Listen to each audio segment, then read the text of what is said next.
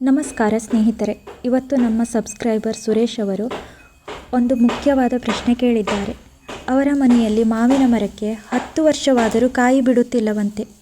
ಇದು ಕೇವಲ ಸುರೇಶ್ ಅವರ ಸಮಸ್ಯೆ ಮಾತ್ರವಲ್ಲ, ಸಾವಿರಾರು ಜನರ ಸಮಸ್ಯೆ. ಇವತ್ತಿನ ವಿಡಿಯೋದಲ್ಲಿ ನಾನು ಈ ಸಮಸ್ಯೆಗೆ ಪಕ್ಕಾ ಪರಿಹಾರ ತಿಳಿಸಲಿದ್ದೇನೆ. ವಿಡಿಯೋ ಕೊನೆವರೆಗೂ ನೋಡಿ, ಯಾಕಂದರೆ ನಾನು ಮಧ್ಯದಲ್ಲಿ ಒಂದು ಮ್ಯಾಜಿಕ್ ಟ್ರಿಕ್ ಹೇಳಲಿದ್ದೇನೆ.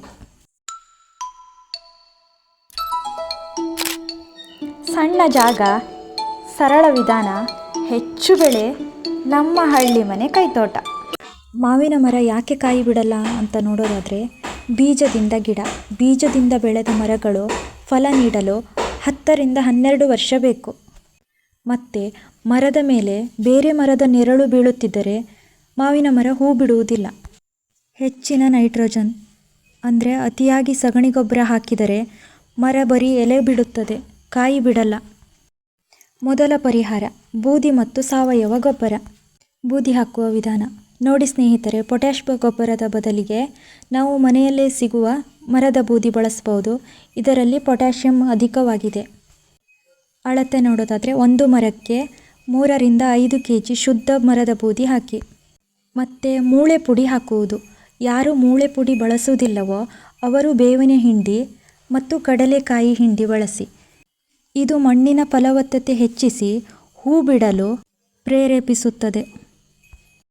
ಎರಡನೇ ಪರಿಹಾರ, ಮರದ ತೊಗಟೆ ತೆಗೆಯುವುದು. ಎಚ್ಚರಿಕೆ, ಇದು ತುಂಬ ಪವರ್ಫುಲ್ ಟ್ರಿಕ್.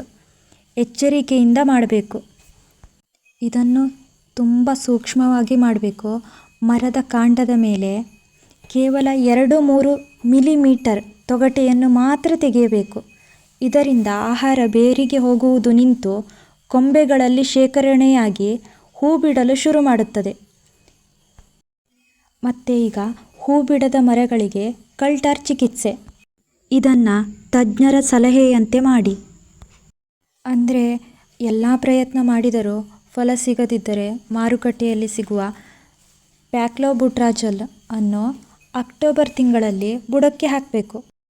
ಇದು ಮರದ ಎತ್ತರ ಬೆಳೆಯುವುದನ್ನು ನಿಲ್ಲಿಸಿ ಕಾಯಿ ಬಿಡುವಂತೆ ಮಾಡುತ್ತದೆ. ಕೊನೆಯದಾಗಿ ಸುರೇಶ್ ಅವರೇ, ನೀವು ತಕ್ಷಣ ನಿಮ್ಮ ಮರದ ಬುಡಕ್ಕೆ ಬೂದಿ ಹಾಕಿ ಮತ್ತು ಮರದ ಒಳಗೆ ಸೂರ್ಯನ ಬೆಳಕು ಬೀಳುವಂತೆ ಕೊಂಬೆಗಳನ್ನು ಕತ್ತರಿಸಿ.